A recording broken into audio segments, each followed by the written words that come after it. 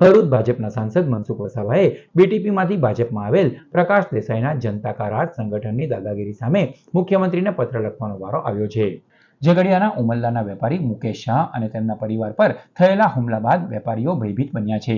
ઘટનામાં રાયસિંગપુરાના સરપંચના પુત્ર શનાભાઈ વસાવા અને તેમના સાથીઓએ વેપારીને લાકડીના સપાટાથી માર માર્યો હોવાનો આરોપ છે। આ મામલે ઉમરલા પોલીસ સ્ટેશનમાં જાણ કરવા છતાં રાજકીય દબાણ હેઠળ સામાન્ય ફરિયાદ દાખલ કરાઈ હોવાનો પણ આક્ષેપ લગાવાયો છે। ઘટનાના વાયરલ થયેલા વિડીયોમાં વેપારીને બચાવવા આવેલા પરિવારજનોમાંથી એક મહિલા હતી, જેને પણ કેટલાક લુખ્ખા તત્વોએ મારવાની ફિરાકમાં હતા। મહિલાએ પોલીસ ફરિયાદ કરવાનું કહ્યું તો તેને ગાળ બોલી થાય તે કરી લેવાની ધમકી આપી હતી।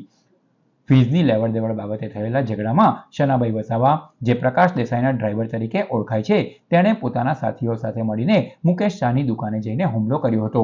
બીટીપીમાંથી ભાજપમાં જોડાયેલા પ્રકાશ દેસાઈના દબાણ હેઠળ પોલીસ કાયદેસરની કાર્યવાહી કરતી ન હોવાનો આરોપ પણ વેપારીઓએ લગાવ્યો છે। પ્રકાશ દેસાઈ જનતા કા રાજ નામના સંગઠન સાથે સંકળાયેલા છે। વેપારીએ આ મામલે ઝઘડિયાના ધારાસભ્ય રીતેશ વસાવાને પણ રજૂઆત કરી હતી, પરંતુ તેમના તરફથી પણ કોઈ મદદ ન મળતા તેઓ નિરાશ થયા હતા। આખરે મુકેશ શાહ અને તેમના પરિવારે મુખ્યમંત્રી ભૂપેન્દ્ર પટેલને પત્ર પાઠવીને રક્ષણની માંગણી કરી છે।